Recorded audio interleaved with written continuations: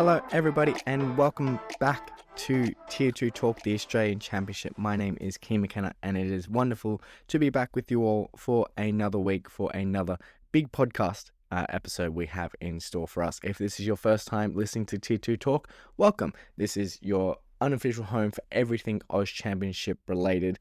We do these podcasts on a weekly episode. We also run an Instagram channel and Twitter page where we discuss every bit of news, key fixtures, qualification updates, anything regarding the Oz Championship as a competition or the clubs that are going to be competing in it. And this is a wonderful time of year because we are amidst all the qualifications for the NPL Premiers across the country.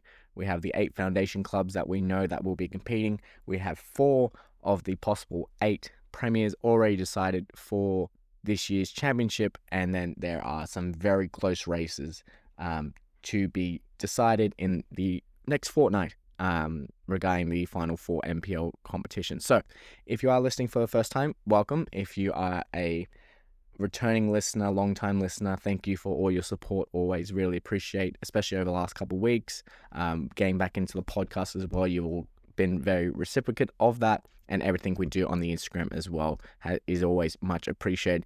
If this is your first time listening, make sure you follow here on Spotify or Apple Podcasts. That way you can keep up to date with all our podcast episodes. We're going to have more special guest interviews over the coming weeks and months as we lead up into the Australian Championship. We are less than 2 months away from the Australian Championship kicking off unofficially, because there's still no news from Football Australia regarding the Oz Championship, and that is totally fine. I'm so okay with that. Absolutely not. Anyway, but we digress, and hopefully we'll get some news in the coming weeks from Football Australia about that, hopefully, and then we can discuss that.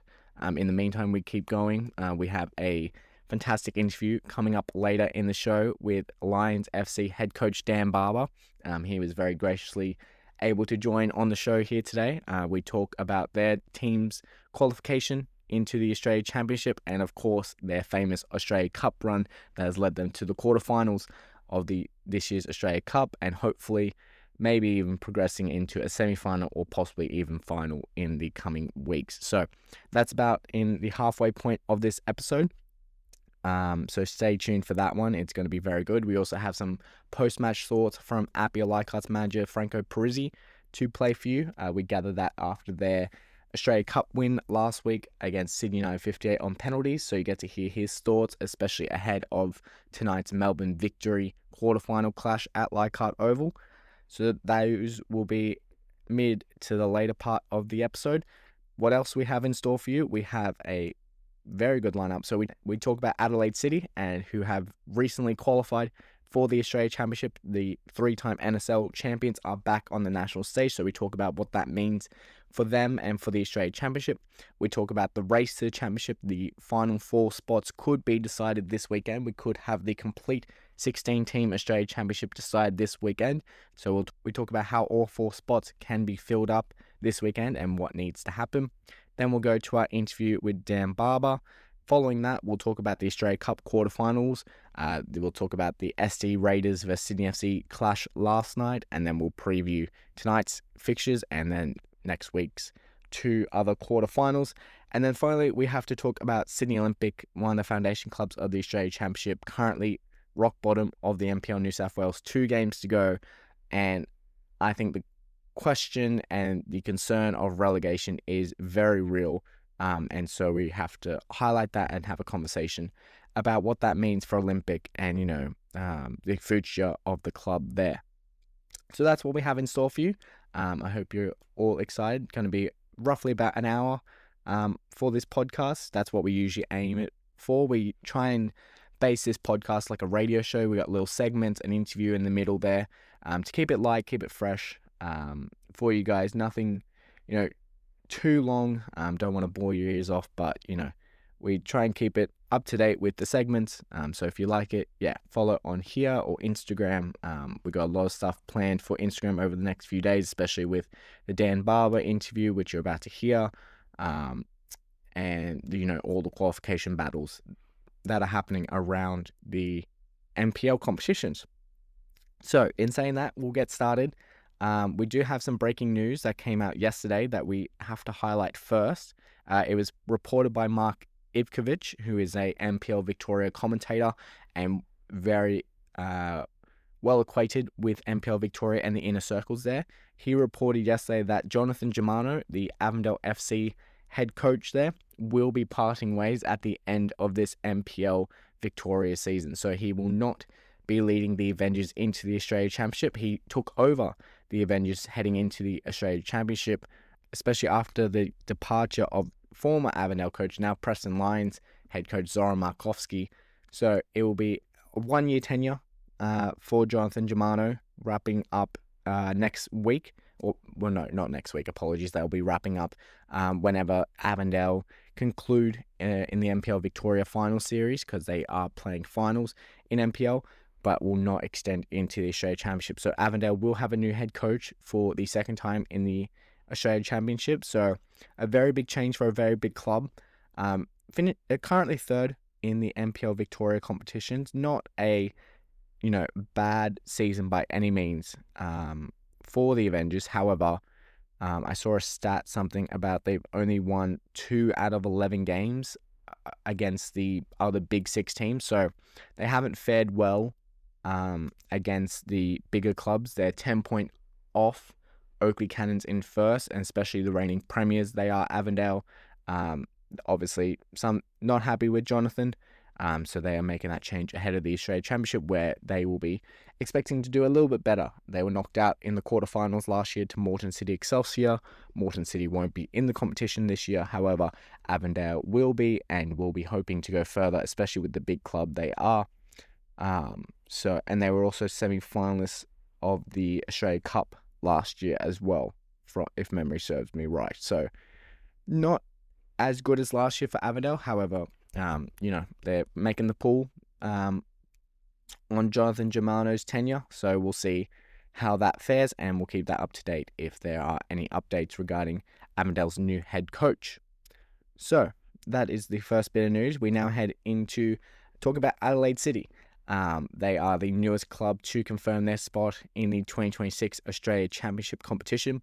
They were able to hold off West Torrens Burkalla and win the premiership on the final day of the season with a 3-0 win over FK Beergrad.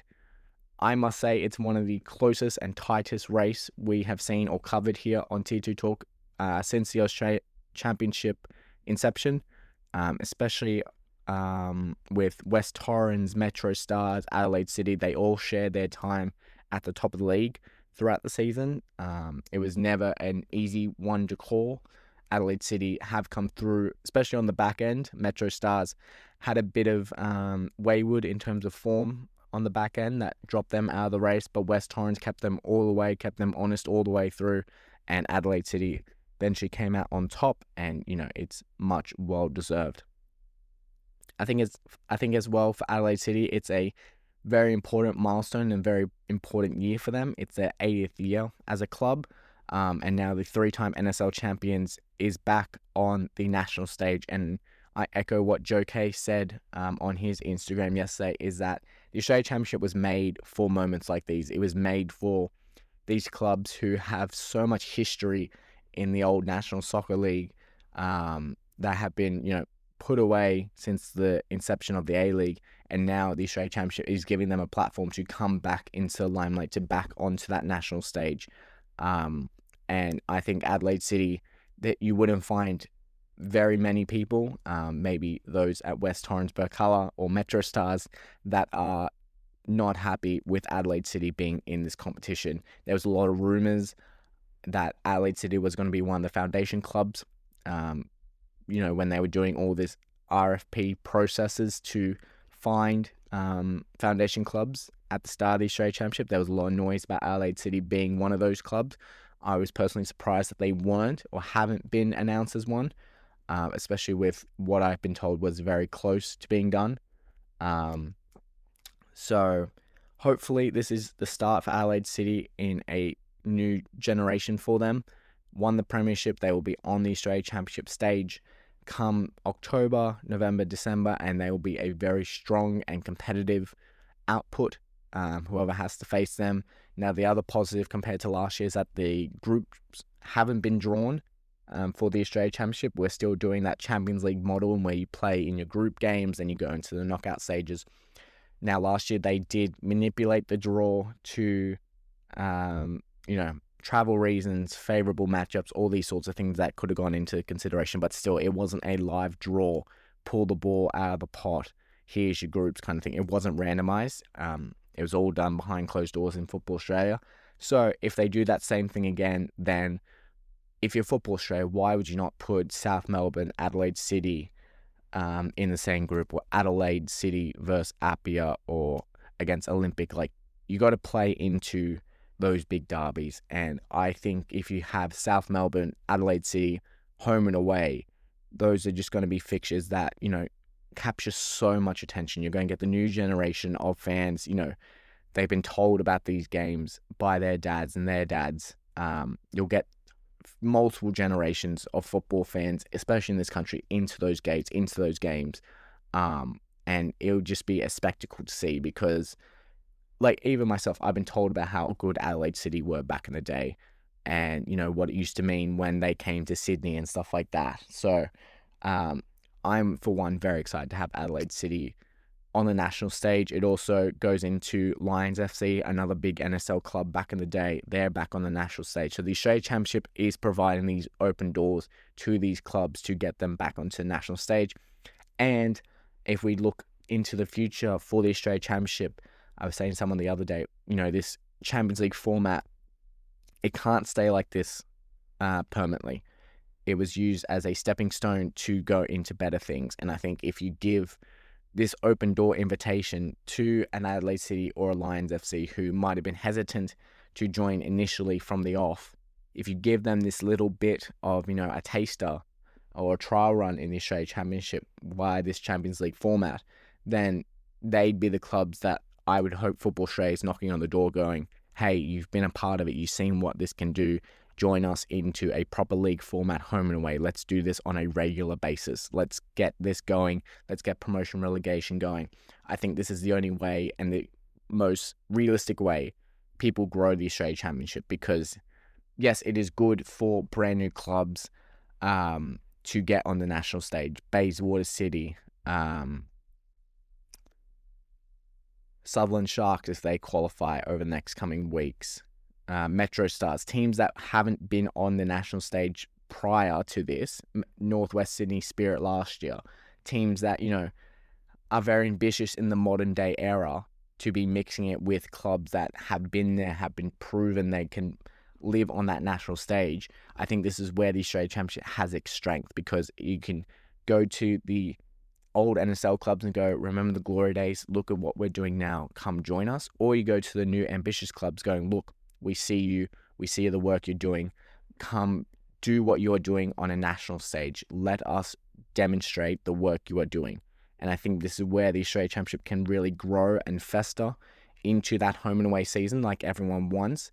And then from there, you build that competition into a full season, and then you can start having all the talks about promotion, relegation, all that sort of jazz. But I think Adelaide City being on the national stage is a fantastic thing for the game, fantastic for the Australia Championship, and I'm, for one, very excited to see the black and white stripes of City run out on the Australia Championship stage come October, November, and December.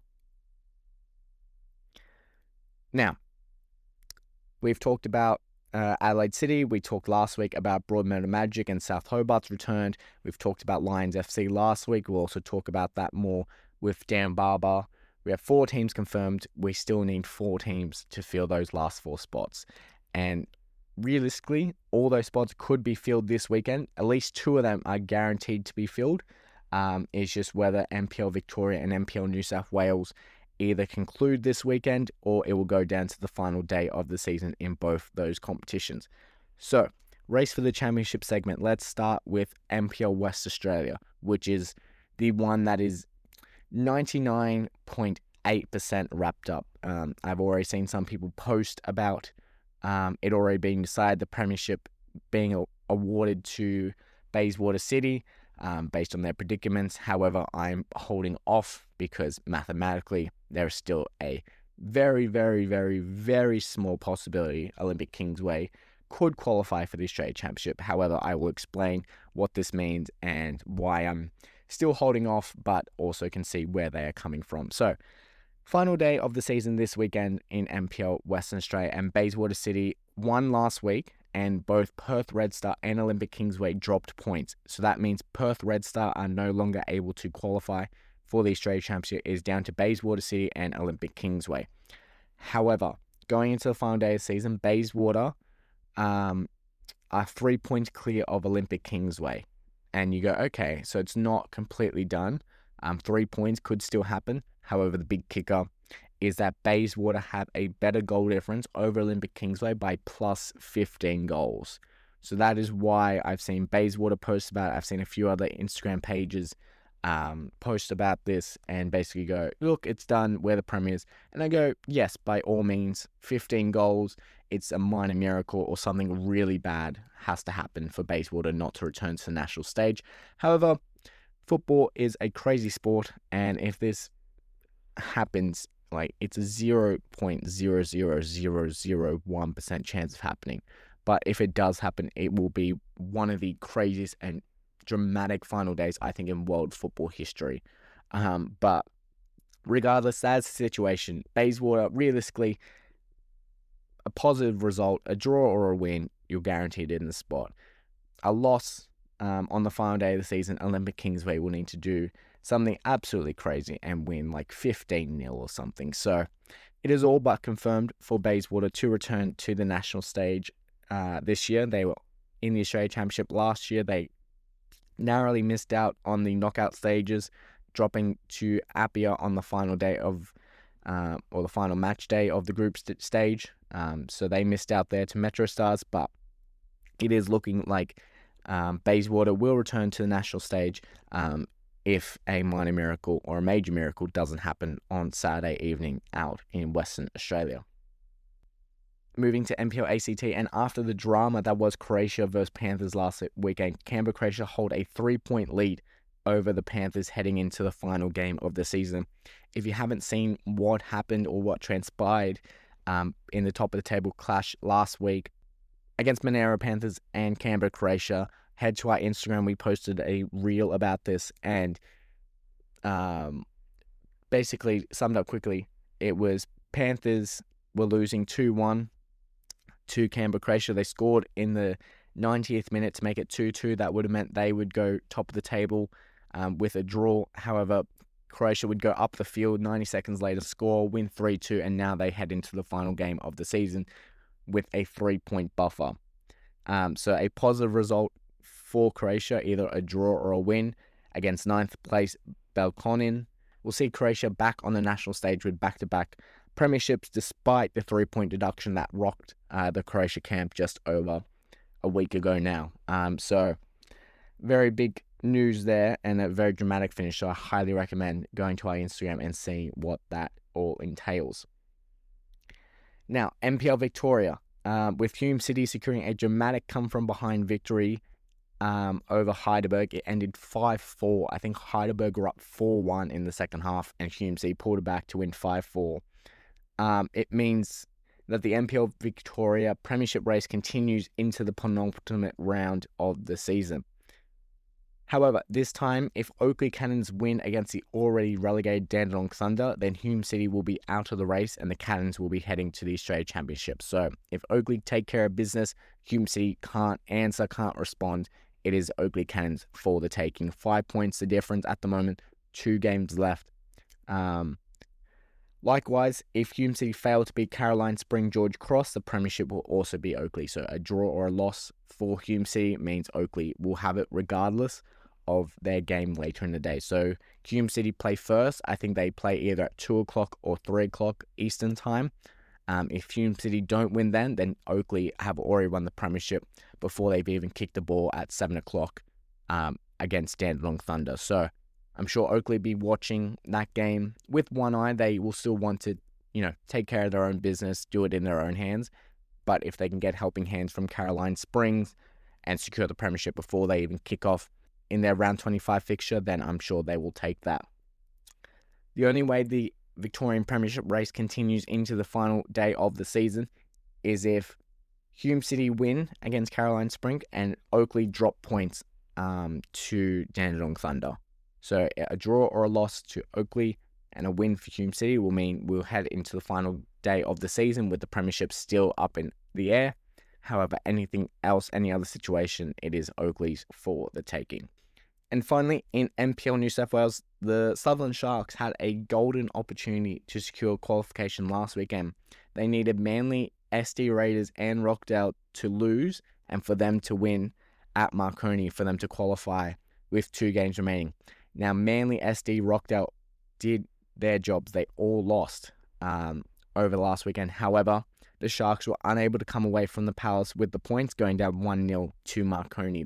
Marconi's first win in their last 5 games. So the race continues on into this weekend. However, Sutherland return home this weekend and face a much easier path for qualification this weekend. The scenario is simple. Beat St. George City and they're into the Australia Championship. Regardless of what anyone else does, it is in their hands. It remains in their hands. And that was the vibe I got from their players and coaching staff after the Marconi game. I was down at Marconi Stadium for this one. And afterwards, they were disappointed with the loss. However, they ultimately knew their one eye on the Australia Championship and qualification there. They still knew it was in their hands. And, 2 games at home to end the season. Sutherland will be fancying their chances. And if you gave them this opportunity at the start of the season, they would have taken it in a heartbeat. If they fail to beat St. George City, then regardless of results elsewhere, the Australia Championship race in NPL New South Wales will go down to round 30, especially with just how close the NPL New South Wales competition is at the moment. You have, let me pull this up here. You have, basically, from Manly United, who are 5th, 5 points behind Sutherland Sharks, all the way down to St. George City in 10th, who Sutherland play this weekend. From 5th to 10th, it is all those teams are separated, are either on the same points or separated by 1 point. So if Sutherland do lose to St. George City automatically go to 40 points, which means Sutherland can't qualify for the championship, being 3 points difference. And then regardless, Manly United, SD Raiders, Rockdale, Spirit, they can all win their games and move up on the table as well and really put the pressure on the Sharks heading into that final game of the season. Though Sutherland take care of business, they win their game, then they're into the Australia Championship via their own hands. So that is the Race to Championship segment. That is all the scenarios you need to know about heading into this weekend of NPL competitions wherever you are around the country, or if you're just a football fan and want to know what is happening. Those are the scenarios. I will post them on Friday, as well as the biggest games of the weekend, that segment, and weekend preview. All 4 of those games that are being played will be the one of the 5 biggest games of the weekend, and then I think the 5th game as well will be on this coming Sunday. It's Appia Leichhardt versus Sydney United 58, basically for the NPL New South Wales Premiership. If Appia win, the Premiership is theirs. If they lose, then Sydney United are, I think, 1 point behind Appia heading into the final day of the season. Yes, that would be the case. So basically playing for the Premiership there. It's at Adenza Park at Sydney United, so a big fixture there. And yeah, if you're interested in watching that, that's on Sunday at 3 p.m. as well. So we've reached the halfway point of our episode. We will now cut over to our interview with the Lions FC head coach, Dan Barber, and we'll talk about his journey from England down to Australia, his coaching journey at Lions, what it means to qualify for the Australia Championship, and their historic cup run in the Australia Cup. So I hope you enjoy that interview there. Welcome back, everybody, and now we are joined for our very special guest interview for this week. We are joined by Dan Barber. He is the head coach over at Lions FC, who have been doing remarkable stuff in the NPL Queensland and Australia Cup. Dan, thank you very much for joining the show, and how are you doing today? Yeah, thank you, Keane. No problem at all. Very well, thank you. Very well. Now, Dan, we're here to talk about your Lions FC and the remarkable run you have been over the course of this year. But I'd like to start with a question about yourself. For the people at home listening who may only just be discovering or learning about yourself and the Lions during your famous Australia Cup run at the moment, talk to me about your footballing journey and your pathway to earning the top job at the Lions at the start of the year. Yeah, so I've been at the club for 7 years now in a couple of different roles. Moving initially over from England, I'm a Manchester born, moved over to Brisbane in 2019 and joined straight into the club early 2020. As I said, I've had a couple of different roles there. So I've been the junior technical director pretty much for that whole stint. I was assisting with the under-23s at one stage in 2022, I believe it was. And then 3 years ago, I moved into the NPL seniors as an assistant. So I had a couple of years working under Darren Syme there, who obviously had been at the club for a number of years, both as a player and as a coach, and had a really successful period working with him and under him, which was excellent. You know, it was really kind of opened my eyes up into NPL football, what it looked like in Queensland and also on a national stage. And then he stepped away from the role at the end of last year, and the club then decided I was the right man to continue on his great work, and started at the back end of last year in September, October, and takes us to the point where we are now. So obviously we're having an unbelievable season so far, and long may it continue. It's been really good fun. Yeah, and it touched perfectly on my next question. You talked about the success of the club, not just this season, but in the seasons that you've been involved with. You've won back-to-back grand finals. You're hoping to win your second Queensland Cup in the space of 3 years. What is it about this club that has allowed it to be and continue to be one of the top clubs in Queensland? Yeah, it's a good question, and we've had so much success over the years, and I think it just shows really the culture and the environment that's been placed in there and has been embedded into coaches, players, key personnel over a long period of time is one of real strength, is one of a winning mentality. And me stepping into the program, as I said, just under 3 years ago, it was very evident, even in an assistant role, of what it meant to be a Lions player, a Lions coach, a Lions fan, and we've got the responsibility now to continue that success and ensure that we still create a really clear pathway for young and talented players as well. So you kind of just fall into it, and being really fortunate that we've had some excellent people around me and some really good mentors as well. And then obviously it's now my responsibility ultimately to ensure that continues this year. So yeah, as you said, we're fighting on all fronts. 2 trophies currently from this year with the Premiers and the Kappa Pro Series, and another final coming up next weekend in the Queensland Cup as well. Exactly. A very busy schedule and a very successful schedule you have already done, but have continued to do for the remainder of the season. So to talk about the Premiership run and the NPL Queensland this season, last year you narrowly missed out on the Premiership to Moreton City, but this year you're able to prevail and fight off the other 11 teams to secure the Premiership ahead of your final game of the season tonight. Being the assistant coach last year and now the head coach this season, what adjustments did your team make in order to do one better this year and secure that Premiership title? Yeah, as you said, we were really disappointed last year with just missing out to Moreton City, who, all credit to them, had a phenomenal season themselves. So I think we, in that kind of off-season period, really had to review and look at fine details of potential missing pieces, or how we could improve what was already an excellent team, an excellent squad, and a successful squad at that. And it was probably just putting our own stamp onto things as well. Probably a little bit more youthful this year, which gave us, the capability and the engine, so to speak, to be able to last a really busy schedule.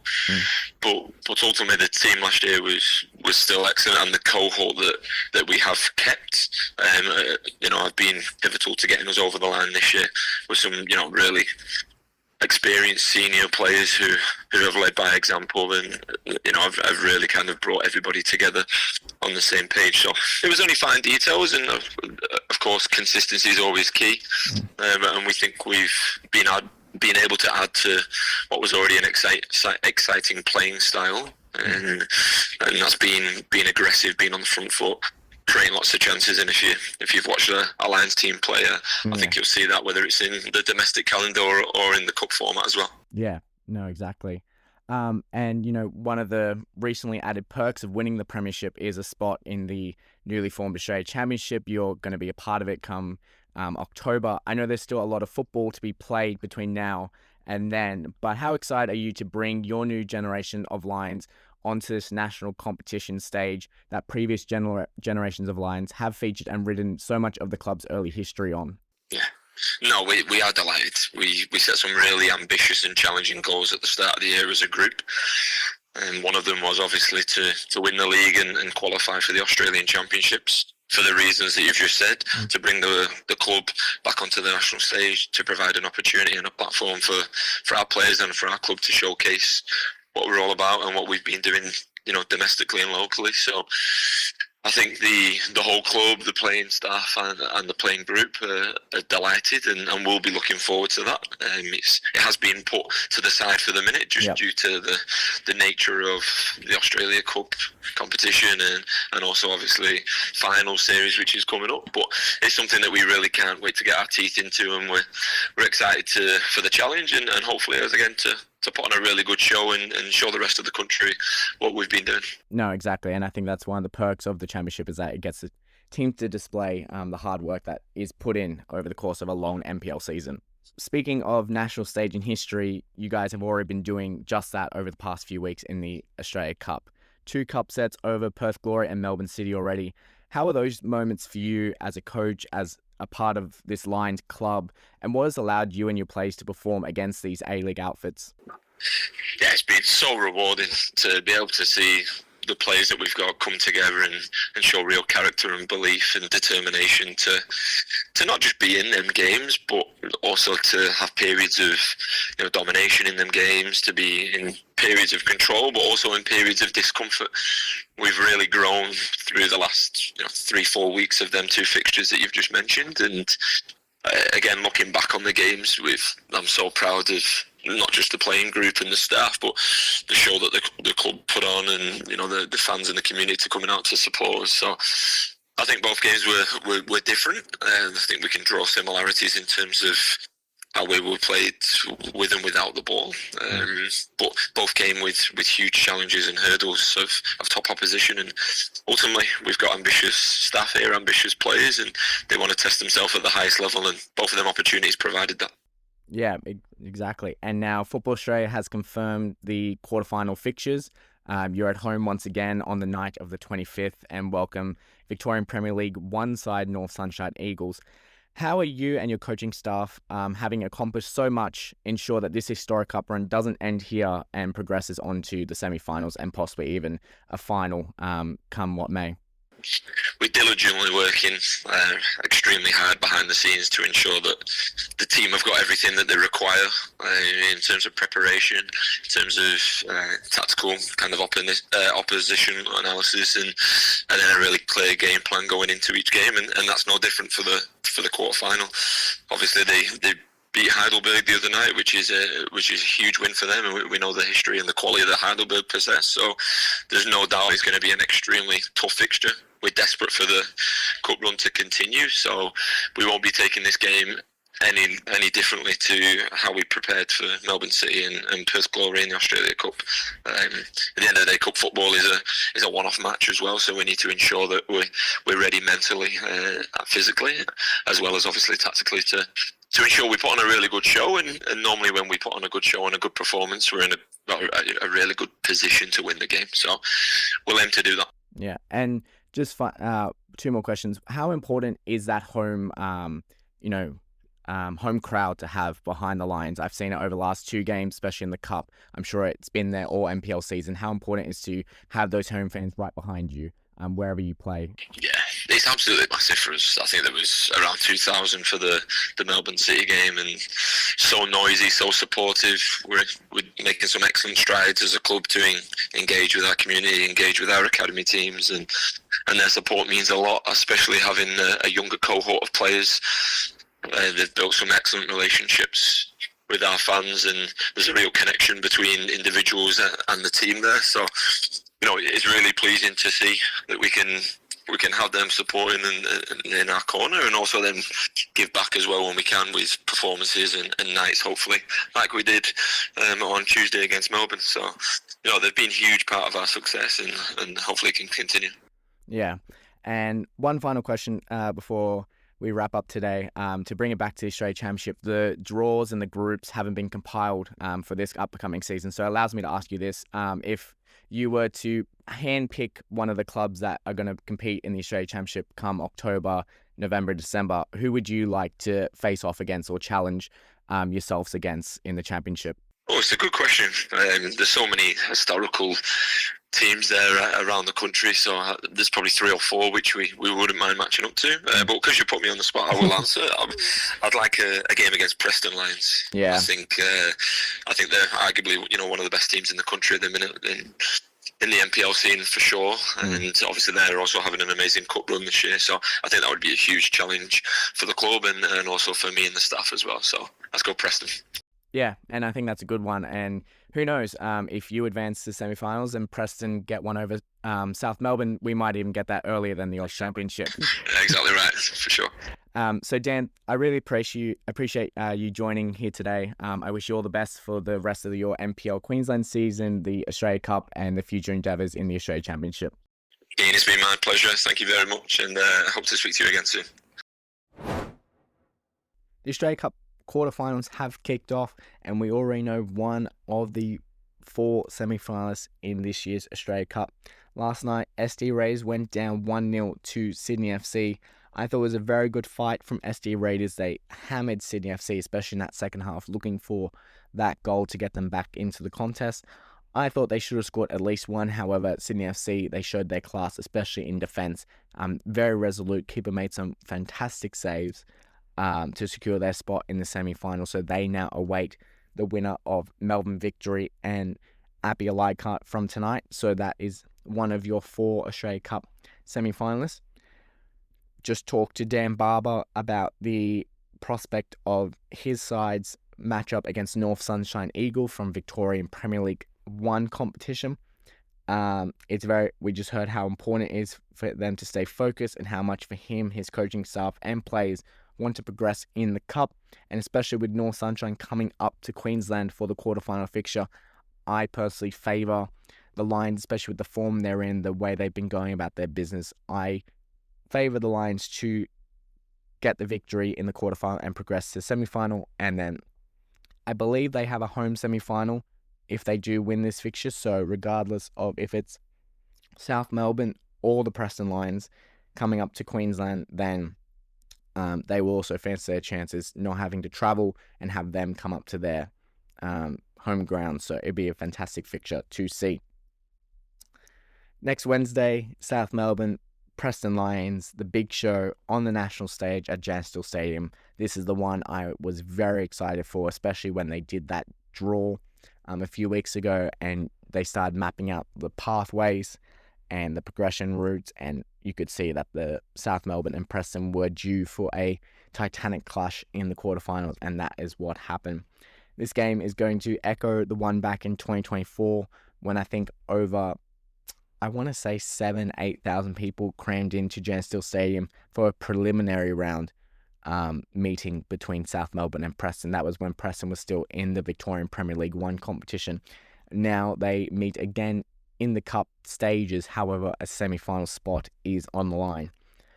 I don't really know how to pick this game. Looking at South Melbourne and Preston over the course of the season, South Melbourne, they went to Janstil Stadium once already this season and played their best strength team and defeated them 3-0 at the home of Preston. So, you look at that fixture, but then most recently they went to Lakeside Stadium and had 0-0 draw. So I don't know how to fare this one. I don't know who's going to do well. I think Preston are a much different team from that 3-0 result. It was very early on in the season. Zoran Markovsky was still learning the ropes and his side at Preston.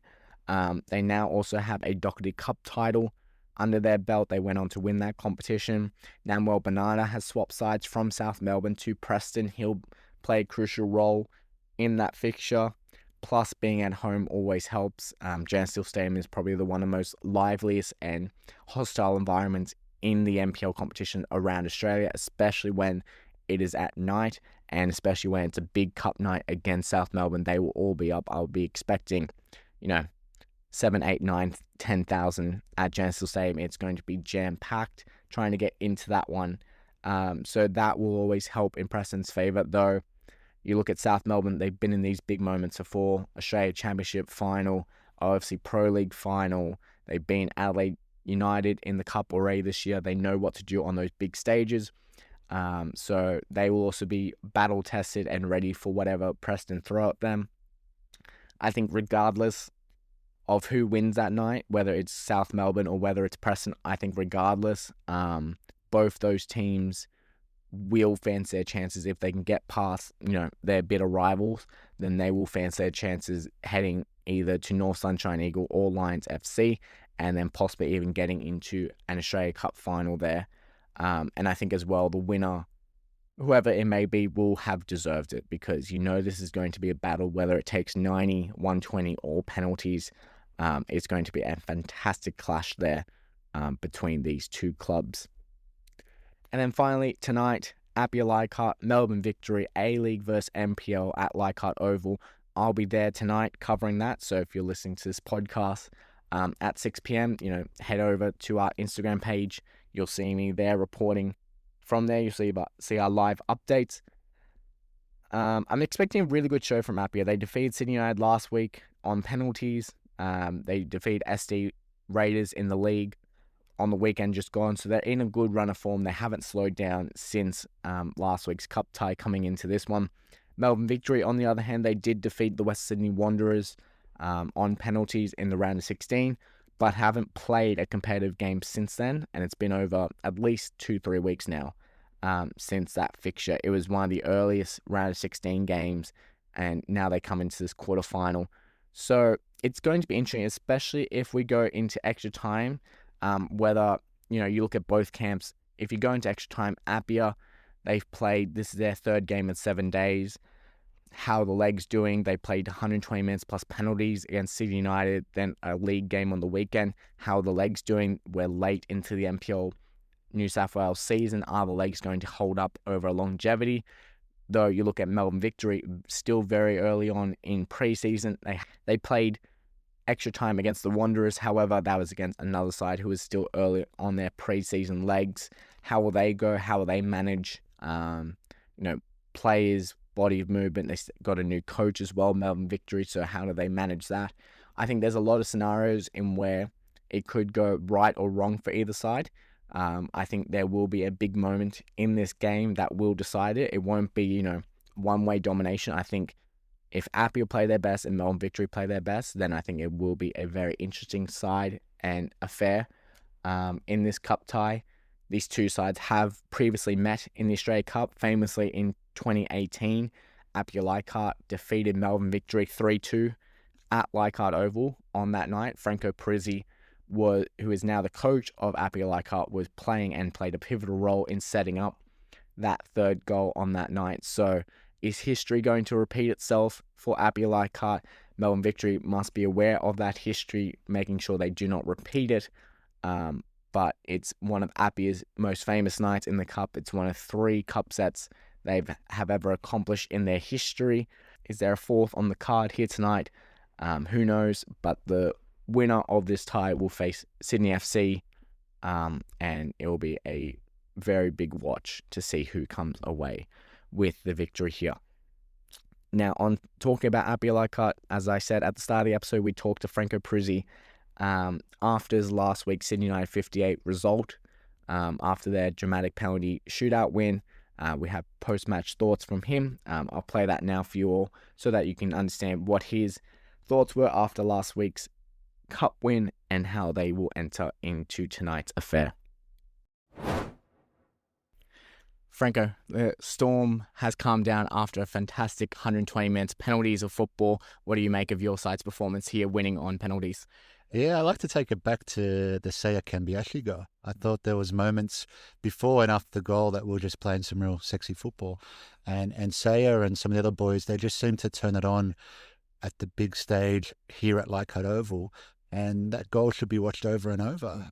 Even Fabian Monge has picked up the ball from them, played him in. He's taken a touch, seen it. Like, there's just a lot of good football leading up to that goal. Moments before, moments after, and I much would have preferred going into halftime 3-0 up, as I think we deserved. But total credit to Sydney United. The second half, they controlled the game a bit better, and that continued in extra time. And it was only really the last 5 minutes of extra time that we considered, you know what, penalties might be the way that we're going to win this. But up until then, we were just pushing to win the game, no problems, and we thought we had the quality to do so. Yeah, I was going to say it was a very hard-fought 120 minutes. The red card to Franco Falanara kind of changed the mood around the game. Do you feel the same, or? No, I felt like, to be honest, they had control of the game at that point, and the red card just made it a little bit harder. But the theme of the game was already set. It was already that way about, and I guess that's how the challenge came about, because they were getting a lot of free ball in the midfield, and Farinelli's tried to win the ball. I believe he's got the ball first, so I don't want to comment around red cards or not red cards, but I believe that's a moment where we didn't have control of the game, and naturally the red card just continued that process. But I don't think it shifted the game or made it worse for us. It just continued as it was. To go to kind of look at this fixture as a whole, you've faced Sydney United a whole bunch over the last 12 months. It's your 5th time you've played them.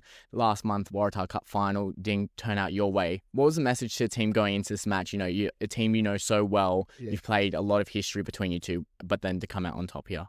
Yeah, look, we love Leichhardt Oval. We felt as though the size and the slickness of the field was going to be an advantage. And again, repeating what we did in the first half, that was enough that we could have been a few goals ahead.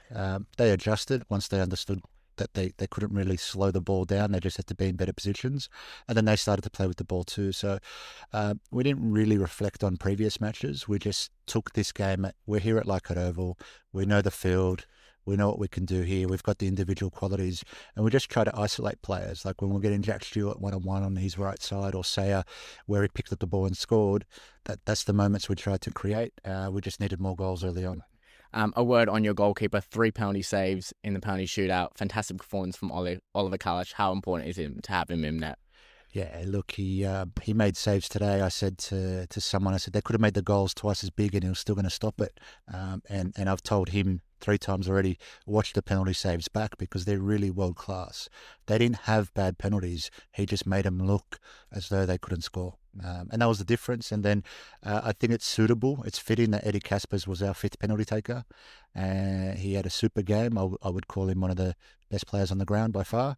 And for him, in the 5th penalty, a moment that if he scores, we win. If he doesn't, it keeps going and potentially swings in their favour.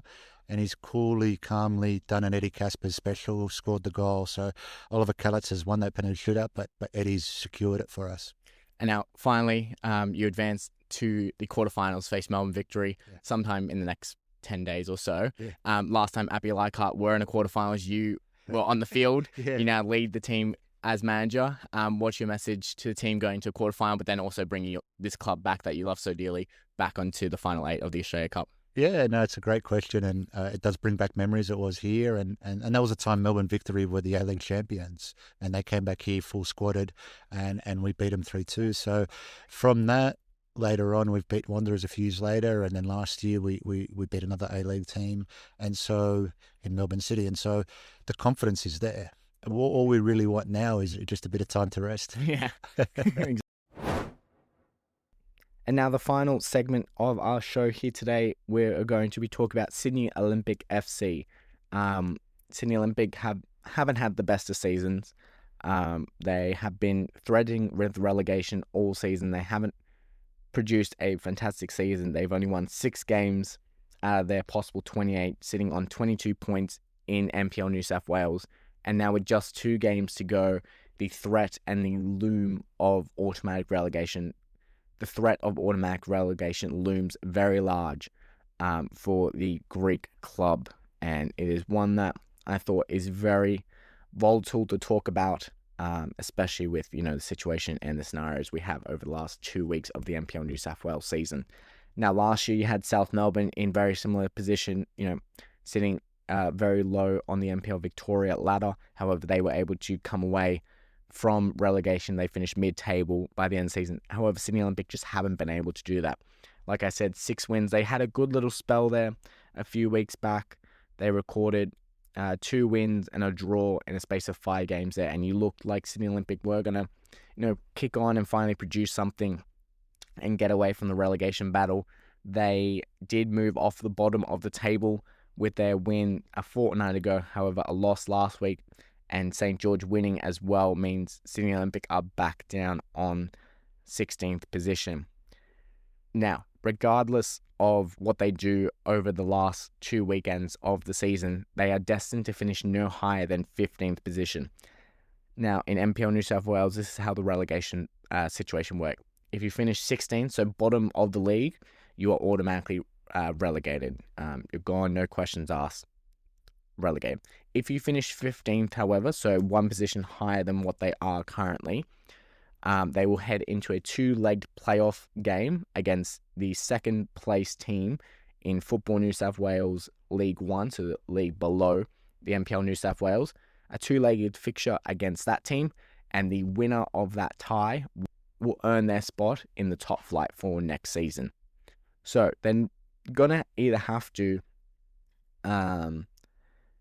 automatically get relegated after 2 games, or they play these 2 games, finish 15th, and then have to go into a 2-legged tie against what looks to be a Northern Tigers, or if Bankstown City Lions are able to pick up 3 points in the final 2 games as well in that competition, then we'll see how we go. But at the moment, it is Northern Tigers that are looking to earn promotion via that promotion relegation playoff spot.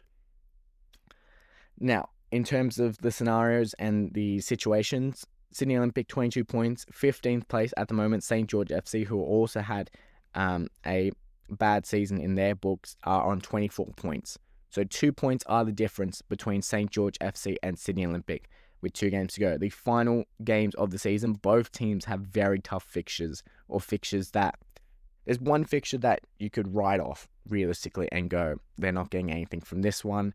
The other one, it's a do or die game in regards to their season and their survival. So this weekend, Sydney Olympic have Marconi Stallions at Belmore Sports Ground. So that's the one for me where Sydney Olympic, yet you have to win that one if you're Sydney Olympic, but the way Marconi are going, Marconi are trying to keep in touching distance of the premiership, though they're slipping very quickly. That's a fixture I do not see favourable for Sydney Olympic in trying to pick up points there. For St. George FC, they have Blacktown City this weekend at home at Barton Park. So Blacktown City were also in that relegation battle for a long period of time during the season. However, they've picked up form over the last few weeks. They're on now 35 points, and if they win against St. George FC, they could find themselves very close or in the top 6 playing finals football. So Blacktown City will know that. They will want to win this game. However, St. George will also be wanting to win this game desperately, because this is the game I see that St. George could pick up points, because their final game of the season is against Sydney United 58. And Sydney United 58, if they beat Apia Leichhardt this weekend, then they're 1 point off a premiership and could be pushing Apia Leichhardt all the way for that premiership title. So Sydney United will be up for that one. That one is at Sydney United Sports Centre as well, so I don't see a favourable result for St. George there. On the other hand, Sydney Olympic, final day of the season, they will be at home once again to Sydney FC Youth Academy. Now, that's a fixture I can see Sydney Olympic picking up points there. They could possibly pick up a win there. If we look at what they've done earlier in the season in their earlier meeting, it was a 2-0 win for Sydney FC over Olympic on that one. So it isn't looking great for Sydney Olympic, is what I'm trying to say here. They're 2 points behind. Regardless, they're playing in a promotion relegation playoff against a thriving Northern Tigers, if that's the team that ends up in that second spot. Realistically, if you're Sydney Olympic this weekend, you try and get something out of Marconi, but you're praying and hoping St. George FC lose to Blacktown. If Blacktown beat St. George and then it stays the same. St. George 24 points, Sydney Olympic 22 points going into that final game of the season. Sydney Olympic would have more confidence than St. George FC, especially having Sydney FC Youth Academy come to their home ground. They will throw everything at the wall for that one.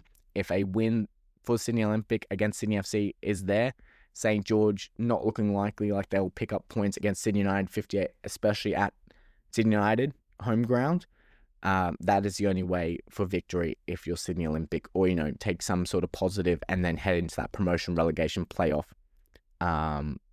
game against Northern Tigers or Bankstown City FC. It would be the first time in club history that they would be relegated from the top flight of NPL New South Wales competition. They are 3 times champions of New South Wales. It's 4 years on since they last won the premiership, so dramatic 4-year turn for Sydney Olympic. It does kind of, culminate the off-field drama from last year, early this season, into this season, and it could end with them paying the ultimate price at the end of the season. So let me know what your thoughts are on Sydney Olympic and, what you think will happen if they can survive automatic relegation and try and get into that promotion relegation playoff game and, try and scave off relegation that way. But either way, it is going to be a tough fight for Sydney Olympic with 2 games to go. I'm not wishing their relegation. I'm hoping they're staying up, but it could be a drastic end to the NPL New South Wales competition for Sydney Olympic, and then they still will be competing in the Australia Championship come October. So crazy time for Sydney Olympic. Could be possibly relegated to the second tier of state competition whilst also competing in the second tier of the national competition. The wonderful world that is Australian football never cease to amaze us. So that will be our episode for this week. Let me know all your thoughts on what Dan Barber said, what Sydney Olympic are doing, who you think is going to qualify for the Australia Championship this weekend, and anything NPL or Australia Championship related via Instagram or Twitter. We're always active on there. Thank you again to Dan Barber for joining into our show. It was a pleasure to have the head coach from Lions FC on, especially after all the hard work they've been doing, especially this season, but also the last few years. We'll be back this time next week, 6 p.m. Wednesday, with another episode. We'll definitely try and reach out to different clubs, different people to get their opinions and thoughts on the show. If you have any thoughts of who you want on the show, again, always happy to reach out and reply to your messages. Thank you all for listening. I hope you enjoyed the show. If you do, 5 stars on Spotify or Apple Podcasts, or just drop a follow on Instagram. Anything helps, grows our channels, grows our awareness for not only ourselves, but the Australia Championship, because at the end of the day, we're all just doing our bit for the Australian footballing community and trying to promote the beautiful game here in Australia. So thank you again for your listens. Until next week, I've been Kim McKenna. Hope you all enjoy the weekend of football or the Australia Cup action, and I'll see you all next week. Bye, everybody.